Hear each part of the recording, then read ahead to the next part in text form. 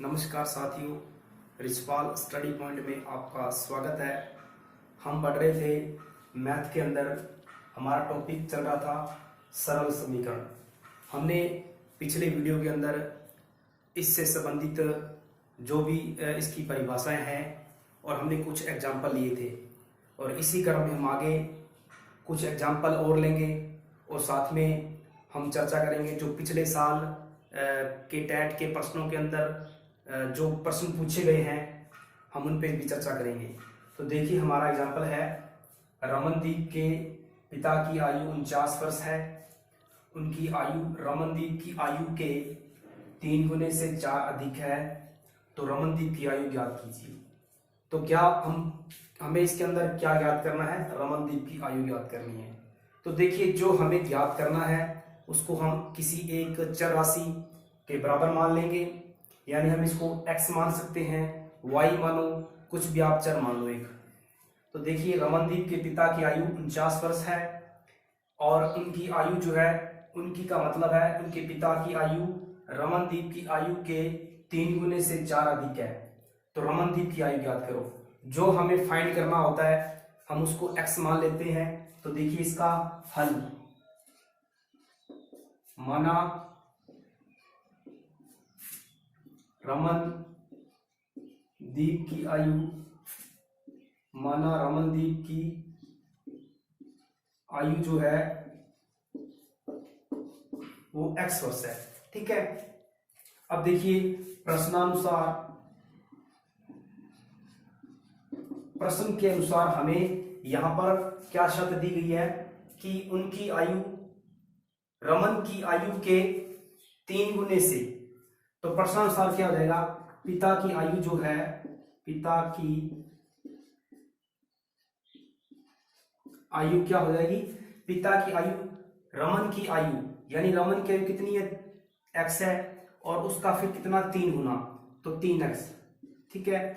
और 3 गुने से भी कितना है? ये ज्यादा है, 4 ज्यादा है, तो प्लस क्या कर दोगे यहां पर, इसके अंदर ऐड कर दोगे। तो पिता की आयु कितनी है? हमें पिता की आयु हमारे सामने जो शर्त दे रखी है उसके हिसाब से तो ये आ गई, और हमें दी क्या गई है? 49 वर्ष। तो हम क्या करेंगे, जो व्यंजक दिया गया है यानी कि पिता की आयु जो दे रखी है उसके बराबर हम 49 रख देंगे। ये भी पिता की आयु दे रखी है जो शर्त के अकॉर्डिंग है, और ये शुरू के अंदर दे दी उसने। तो देखिए, यहां से ये 4 इधर जाकर माइनस हो जाएगा, इसको आप पक्षांतरण से हल कर लोगे। ये 49 इधर जाके 4 हट जाएंगे 49 में से, और 3x बराबर में रह जाएगा 45, और x बराबर क्या हो जाएगा? ये 3 इसके बटे में जाएगा, तो बटे में जाने के बाद में 3 बटे में जाएगा, तो ये 15 आती है 45। ठीक है, क्योंकि 3 का भाग 45 में देंगे तो 15 आएगा। अब देखिए, x हमने किसको माना? रमन की आयु माना, तो रमन की आयु कितनी आ गई? 15 वर्ष आ गई। ठीक है। तो उम्मीद करता हूं ये सवाल आपको समझ में आया होगा। ठीक है। आगे देखिए, हम कुछ एग्जांपल और लेते हैं।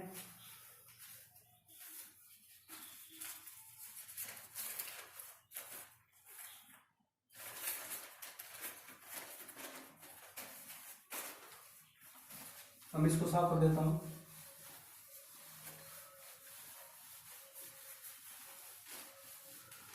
यदि आप चैनल पे नए हैं तो चैनल को सब्सक्राइब कीजिए, लाइक भी कीजिए वीडियो को, और अधिक से अधिक शेयर कीजिए, ताकि आपको बढ़िया से बढ़िया मतलब कंटेंट मैं उपलब्ध करवा सकूं।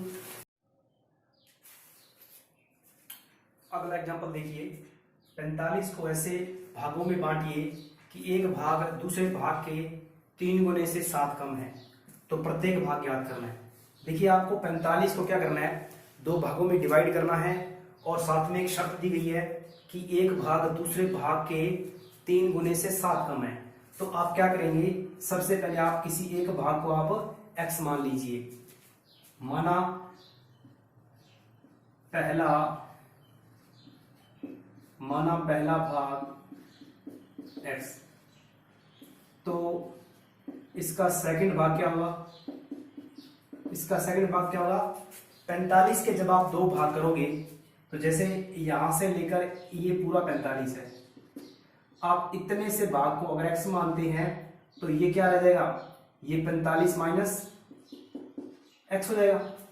पूरा 45 है यहाँ से लेकर यहाँ तक, तो अगर पूरे 45 में से अगर इस भाग को x मानते हो किसी भी भाग को, तो दूसरा भाग जो है 45 माइनस 45 से कम हो जाएगा उतना, तो बराबर में 45 माइनस x। ठीक है, अब देखिए प्रश्न से क्या है,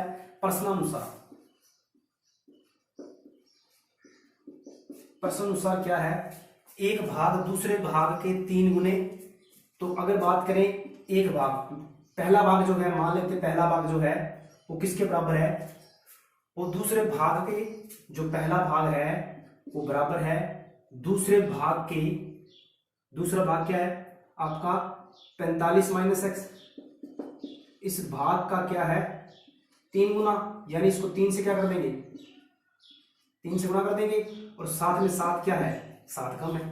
देखिए वो कहता है कि एक भाग दूसरे भाग के 3 गुने से 7 कम है, तो पहला x मान लिया, दूसरा 45 माइनस x ले लिया। अब क्या करोगे आप, पहला जो भाग है दूसरे भाग का 3 गुना और 7 कम है, तो अब देखिए क्या करोगे, अब 3 को अंदर गुना कर दो, और x बराबर में 45 की है, कितने होते हैं 45 को 3 से करोगे, 5 की 15, 12 एक 13, यानी 135 माइनस 3x, 3x माइनस 7। अब देखिए x के जो पद हैं एक तरफ ले जाइए, तो माइनस का 3x उधर जाके प्लस का हो जाएगा, बराबर में 135 में से 7 गए 128, तो ये हो गए 4x, 128 x बराबर में 128/4, जब आप भाग दोगे 4 थी 12, 4 2 32। अब देखिए 32 आंसर आ गया, 32 आपका पहला भाग 32 आ गया, पहला 32 है तो दूसरा क्या देगा, यहाँ x की वैल्यू रख दो, 45 माइनस 32 क्या आ गया 8 5 13, ये 13 आ गया। ठीक है, तो 32 पहला भाग आया और दूसरा भाग क्या आ गया 13 आ गया। ठीक है, तो उम्मीद करता हूं ये आपको सवाल समझ में आया होगा। ठीक है, तो देखिए जितने हम एग्जाम्पल, अच्छे से एग्जाम्पल मैं लेके आ रहा हूं, आप भी साथ साथ में प्रैक्टिस कीजिएगा, और आप घर पे भी और भी अदर एग्जाम्पल, अदर क्वेश्चन की प्रैक्टिस करिए, ताकि आप बेहतर सीख सकें, और मैं भी अच्छे अच्छे एग्जाम्पल लेके आऊंगा, और हम इस प्रकार के एग्जाम्पल करते रहेंगे। देखिए ये एग्जाम्पल, 2 अंकों की एक संख्या में इकाई का अंक दाई के अंक का दुगना है, यदि 2 अंकों को परस्पर बदल दें तो संख्या 27 बढ़ जाती है, संख्या ज्ञात कीजिए। तो देखिए बिल्कुल आसान क्वेश्चन है ये, लेकिन क्वेश्चन जो है वो किस प्रकार से होगा ये, तो देखिए यहाँ पर लिख रखी है 2 अंकों की संख्या, तो हमें आपको पता होना चाहिए, या फिर हम देख लिए 2 अंकों की संख्या, 2 अंकों की जो संख्या होती है वो आप जानते हैं, उसके अंदर क्या होता है, जैसे 2 अंक है आपके, तो इसके अंदर एक जो अंक है वो इकाई होगा और दूसरा क्या होगा दाई होगा। ठीक है, तो इसी प्रकार 2 अंकों की जो संख्या है वो क्या होती है 10 गुना दाई प्लस इकाई, ये 2 अंक की संख्या होती है। 2 अंक की संख्या जो होती है वो 10 गुना दाही प्लस इकाई। जैसे अगर मैं एग्जांपल के द्वारा आपको समझाऊं, ऐसे क्वेश्चन ऑप्शन से भी हल हो जाते हैं आसानी से, पर हमें तो मेथड सीखना है। देखिए हम मैथ को शॉर्टकट विधि से कर सकते हैं और हमें आसान लगती है, लेकिन कहीं ना कहीं वो हमारे लिए दिक्कत पैदा कर सकती है। कैसे कि जब तक आप सवाल के या टॉपिक के कॉन्सेप्ट को नहीं पकड़ पाएंगे तो आप सवाल की गहराई तक या फिर वो ट्रिक भी आपकी काम नहीं करेगी। तो सबसे पहले आपको लॉन्ग मेथड जो है कहते हैं हम, यानी उसका कॉन्सेप्ट सीखना पड़ेगा सवाल का। हालांकि टाइम जरूर लग रहा है इस सवालों के अंदर हमें लिखने में, फिर आपको समझाने में। जी चाहे तो हम फटाफट इसको मैं डायरेक्ट हम कर सकते हैं, लेकिन हमें डायरेक्ट नहीं करना, हमें लंबे टाइम तक चीज को याद रखना है। ट्रिक के हम भूल जाते हैं। अगर आपको मेथड याद है, अगर आपको कॉन्सेप्ट याद है, आता है कॉन्सेप्ट, तो आप उस सवाल को कितने भी तरीकों से हल कर सकते हैं, और उसी कॉन्सेप्ट से ट्रिकें निकली है। ये डायरेक्ट ट्रिक नहीं होती, बस कहने की बात है ट्रिक है मैथ के अंदर, पर मैथ कभी ट्रिक से नहीं होती। ठीक है, अब देखिए क्वेश्चन, 2 अंकों की संख्या जो है वो क्या होती है 10 इंटू दाई प्लस इकाई। मैं बात करा, जैसे मैं 54 ले लूं, हमें पता है कि 54 जो है वो दाही इसके अंदर देखिए यहाँ पर इसको हम 50 + 4 लिख सकते हैं। तो ये देखो इकाई का अंक यहाँ पर 4 है तो यहाँ 4 आ गया। अब देखो यहां से क्या 10 को आप अलग कर लो, 10 × 5 + 4 यानी दाही आपका इसके अंदर क्या 5 है तो 5 है, लेकिन दाही जो है वो किसका गुणज है, वो हमेशा 10 का गुणज होता है। दाही जो अंक है वो 10 का गुणज होता है, 10 के साथ गुणा होकर फिर उसमें इकाई जोड़ दो, वो 2 अंक वाली संख्या बन जाती है। तो देखिए अब हमें क्या है यहाँ पर इकाई और दाही, यहाँ पर देखिए आगे आगे सवाल जब पढ़ते हैं, इकाई का अंक दाही के अंक का दुगना है, इकाई का अंक दाही का अंक का दुगना है, मतलब इकाई जो है दाही से दुगना है। तो हमें इन सवालों के अंदर जो है जब तुलना हो रही है तो किसी एक को x मान लो, तो माना इकाई जो अंक है, माना इकाई अंक जो है, इकाई अंक दाही के अंक का दुगना है, ठीक है। तो अगर इकाई अंक आप क्या मान लो, आप इसको मानो, आप दाही के अंक को मान लो, ठीक है। माना दाही का अंक आसान रहेगा, दाही का अंक जो है x है, तो इकाई क्या हो जाएगा, इकाई का अंक क्या हो जाएगा, सवाल के अंदर दुगना दे रखा है, इकाई का अंक दाही के अंक का दुगना है, अगर दाही x है तो इकाई क्या हो जाएगा 2x हो जाएगा, ठीक है। अब इन दोनों के मान आप क्या यहां रख दो, तो संख्या क्या हो जाएगी हमारे सामने, संख्या हमारे पास 10 गुणा दाही यहां पर आएगा, दाही आपका कितना है, दाही आपका x है प्लस इकाई क्या है 2x है, ठीक है। तो देखिए ये क्या हो जाएगा, ये आपके 10x देखो गुणा करने पर 10x आ गया प्लस 2x कितना आ गया आपका, ये 12x आ गया। तो यानी जो आपकी संख्या है वो आपकी 12x है, ठीक है। अब देखिए आगे आगे क्या कहता है, ये आप इसको आप एक नंबर मान सकते हो या फिर इसको आप यहां लिख दो। यदि अंकों को परस्पर बदल देते हैं, अंकों का मतलब है इकाई को दाही और दाही को, यानी इनकी अदला बदली कर दें, इनकी अदला बदली कर दें, यानी यहां पर दाही आ जाए और यहां इकाई आ जाए, तो अंकों को परस्पर बदल दें तो संख्या 27 बढ़ जाती है, मतलब ये संख्या बड़ी हो जाएगी। अगर हम यदि कहते हैं कि यदि अंकों को परस्पर बदले तो नई संख्या क्या आ जाएगी, नई संख्या देखिए 10 गुणा, अब जहां पर दाही अब इकाई आ जाएगा तो इकाई देखिए आप इसको लिख सकते हैं, इकाई देखो इकाई क्या हमारा, इकाई आपका 2x है प्लस दाही यहां पर आ जाएगा, ठीक है। दाही क्या हमारा x है, तो देखो पहले गुणा होगा, ये 10 गुणा 20x प्लस 1x तो 21x, तो आपकी नई जो संख्या है वो क्या आ गई, नई संख्या आपकी 21 आ गई, 21x आ गई। अब दोनों में अब ये बढ़ गया, कितना बढ़ा 27 बढ़ा, यानी दोनों का अंतर कितना है, दोनों का अंतर कितना है इन दोनों का, नई और पुरानी का, वो है 27। तो कह सकते हैं कि हम 21x - 12x जब करेंगे बराबर 27 रख देंगे और जब घटाएंगे तो ये आपका जाएगा 9x बराबर 27, और जब ये 9 इसके बटे में जाएगा तो 9 × 27 3 बार घटेगा, तो देखिए x का मान 3 आ गया। अब पूछा संख्या ज्ञात कीजिए, अगर पूछे यहाँ पर देखो लिखा आएगा प्रारंभिक संख्या या नई संख्या, तो संख्या पूछा है तो आपको समझो प्रारंभिक संख्या ही ज्ञात करनी होगी। तो देखिए प्रारंभिक संख्या मतलब हमने ये मानी थी, कौन सी, ये वाली, और अंतिम संख्या ये है। आपसे पूछिए अंतिम संख्या तो 21x होगा, वहां x का मान दो। अगर पूछिए आपसे कि यहाँ पर संख्या जो पूछे तो 12x है, तो यानी 12x जो है 12x बराबर यहाँ x की वैल्यू रख दो, 12 गुणा 3 तो कितनी आ गई, 12 × 36 आ गई, ठीक है। तो ये इस प्रकार का क्वेश्चन भी बन सकता है, ठीक है। अब हम आगे बढ़ते हैं, उम्मीद करता हूं आपको ये सवाल समझ में आया होगा। तो फिर से देखिए 2 अंक की संख्या आपको याद रखनी है, 10 × दाही प्लस इकाई होता है।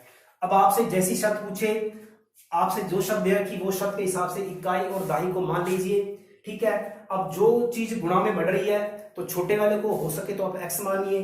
तो मुझे दिख रहा कि दाही अंक यहाँ पर इकाई अंक बढ़ रहा है दाही से, तो मैंने दाही को x मान लिया, और इकाई जो है वो दुगना हो रहा है तो 2x हो गया। फिर मैंने जहां पर दाही है इकाई है वहां मैंने उस हिसाब से रख दिया और एक संख्या बना ली। फिर अगले स्टेप के अंदर क्या होता है, अंकों को बदल देती हैं, यानी दाही की जगह इकाई और इकाई की जगह दाही कर देती हैं। तो इस प्रकार से हम नई संख्या प्राप्त कर लेंगे। नई संख्या आने के बाद में आपसे कहेगा कि इतनी बढ़ गई, इतनी घट गई। तो अगर बड़ी है तो नई में से पुरानी घटा दो, बराबर रख दो, और अगर कम हुई है तो पुरानी में से नई वाली घटा दो, और बराबर में जो दे रखा है उस प्रकार से रख दो और x की वैल्यू रख दो। ठीक है, अब देखिए आगे।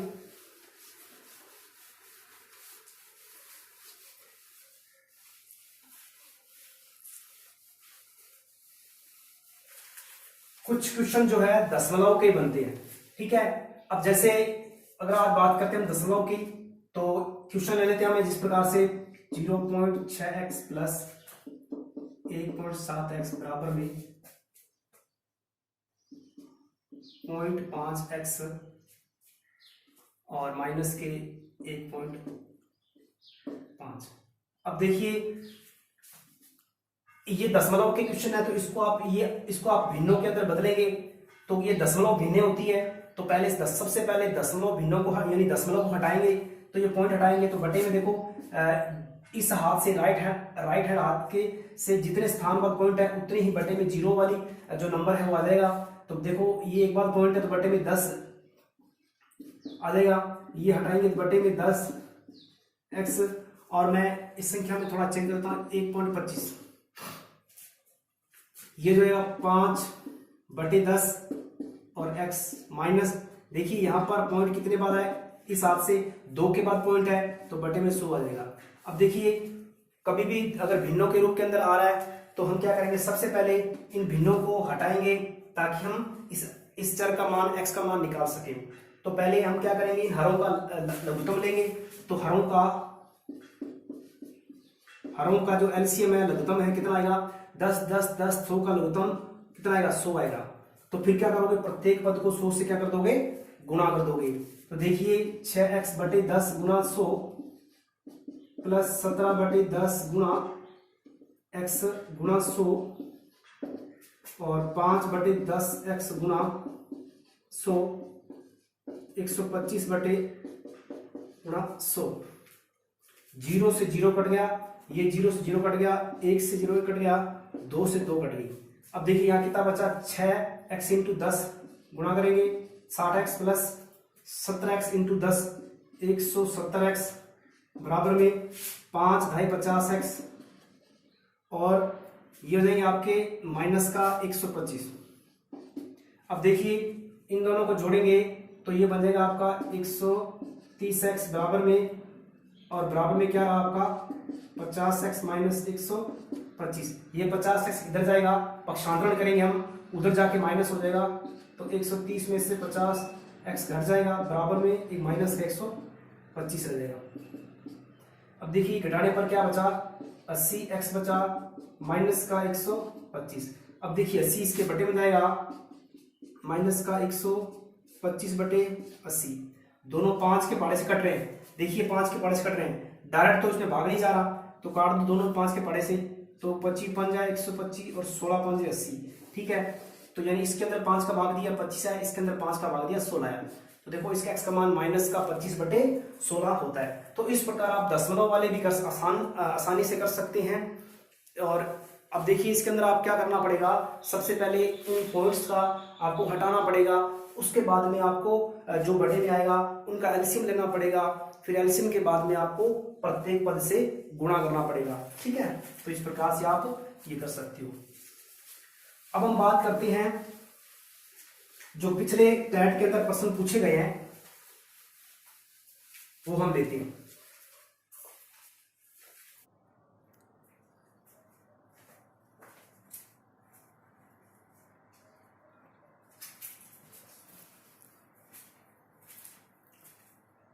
देखिए ये जो प्रश्न है, ये प्रश्न पिछले टैट के अंदर पूछे गए हैं। देखिए 2 प्रश्न है। एक भिन्न जिसका अंश हर से 2 कम है, यदि इसके अंश में से 2 घटा दिया जाए तथा हर में 2 जोड़ दिया जाए तो प्राप्त नई भिन्न जो है 1/3 है। प्रारंभिक भिन्न याद कीजिए। ये प्रश्न आरटेट 2011 के अंदर पूछा गया है। इसी प्रकार दूसरा प्रश्न देखिए, कक्षा में 54 विद्यार्थी हैं, यदि छात्रों की संख्या की 4/5 गुनी है तो छात्रों की संख्या याद कीजिए। आरटेट 2012 के अंदर देखिए हम प्रश्न यहाँ पर इसलिए कर रहे हैं कि आपको ये समझने में आसानी हो कि सवाल जो है किस प्रकार से आए हैं और आगे किस प्रकार से आने की संभावना है, और मैं भी उसी हिसाब से मैं आपको तैयारी जो है करवा रहा हूँ। तो उम्मीद करता हूँ कि आप मेरे पे विश्वास करके अच्छा पढ़ रहे होंगे, और जो एग्जाम्पल ले रहा हूँ मैं अच्छे एग्जाम्पल ला रहा हूँ। और अगर आपके पास भी क्वेश्चन है तो आप क्वेश्चन मुझे भेजिए, और मैं उनका सोल्यूशन जो है, अगर आपको नहीं आ रहा सोल्यूशन तो मैं अगर मुझसे सोल्यूशन हुआ तो मैं आपको जरूर करके दूंगा। तो देखिए पहला प्रश्न हम करते हैं। तो पहला जो क्वेश्चन है, उस पहले क्वेश्चन का जो सॉल्यूशन है वो मैं यहाँ कर रहा हूँ। तो देखिए एक भिन्न जिसका अंश हर से 2 कम है। देखिए भिन्न जो है वो हमसे पूछ रहा है। आप जानते हैं भिन्न के अंदर अंश बटे हर होता है, ठीक है। अब देखिए इसके हर्ष में से 2, अब देखिए यहाँ पर आपको भिन्न ज्ञात करनी है। तो माना जो भिन्न है, सॉरी अब भिन्न नहीं, यहां पर देखिए आपका अंश जो है हर से 2 कम है। अंश हर से 2 कम है तो किसी एक को आप x मान लीजिए। तो माना अंश जो है, आप इसको अंश हर से 2 कम है, मतलब आप हर को मान लीजिए, ठीक है, आसान रहेगा। माना हर जो है वो x है, तो अंश क्या हुआ, अंश जो है हर से 2 कम है, तो यानी कि आप इसमें से 2 घटा दो, ठीक है। या अगर हर x है तो अंश क्या होगा, हर से 2 कम है, हर से 2 कम है, ठीक है। अब देखिए अब आप तो भिन्न क्या होगी, तो भिन्न हो जाएगी हमारी x माइनस 2, इसको नंबर 1 दे दीजिए, ठीक है। x बटे x माइनस 2, अंश बटे हर, ठीक है, अंश ऊपर आता है हर नीचे आता है। अब क्या प्रश्नानुसार, यानी प्रश्न से क्या है, इसके अंश में 2 घटा दिया जाए, हर में 2 जोड़ दिए जाए। अंश में तो आपको क्या करना है, अंश में आपको 2 घटाना है, अंश में 2 घटाना है। तो आपका सॉरी ये लिखने में आगे पीछे होगा, अंश x माइनस 2 और हर आपका x हो जाएगा। अंश में आपको 2 जोड़ना है, 2 घटाना है, तो अंश में आपको 2 घटाना है और हर में आपको 2 जोड़ना है। देखिए अंश बटे हर, अंश में आपको 2 घटाना है, देखिए सवाल के अंदर, और हर में 2 जोड़ना है, जोड़ दिया 2। तो इसके हिसाब से क्या आएगा, ये माइनस का 2 माइनस के 4, ये x प्लस 2। जोड़ने के बाद में क्या है, बराबर में क्या आ रहा है, बराबर में 1/3 नई भिन्न बन रही है। तो आप क्या करोगे, बराबर में 1/3 लिख दो। और वही तरीका सरल समीकरण का आप तिरछा गुणा कर दो, वज्र इसका इससे करोगे 3x माइनस 4 x प्लस 2, 3 को अंदर गुणा करो, 3x माइनस 4 की 12 x प्लस 2, x को उधर भेज दो और 12 को इधर ले आओ, तो ये उधर जाने के बाद में x जो है ये x प्लस का उधर जाके माइनस x हो जाएगा, और जो 12 है इधर आके प्लस कर देगा। अब ये 3x में से 1x गया, 2x बराबर में ये हो जाएगा आपका 14, तो x बराबर में ये आपका कट गया 7 से, ठीक है। तो यानी 2 से भाग देंगे, 7 आ गया। अगर x हमारा 7 है तो मतलब हर 7 आ गया, अंश क्या होगा। अब देखिए अब आप क्या करेंगे, इस नई भिन्न के अंदर इसमें क्या है, प्रारंभिक भिन्न याद कीजिए। तो प्रारंभिक भिन्न का मतलब ये प्रारंभिक भिन्न है, तो भिन्न क्या हमारी x माइनस 2 बटे x बराबर में x का मान 7 माइनस 2 बटे में यहाँ 7 आ जाएगा।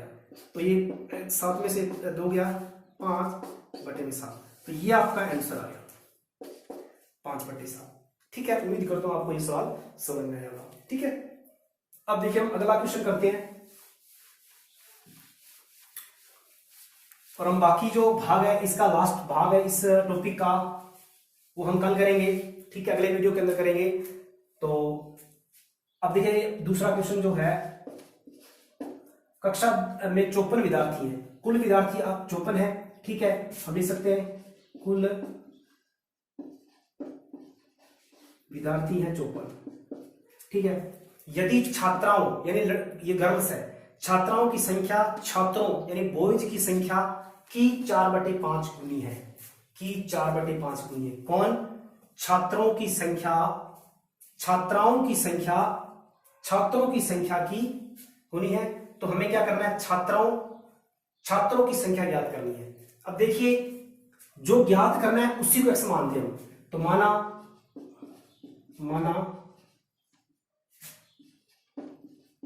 छात्रों की, मैं लिखता हूं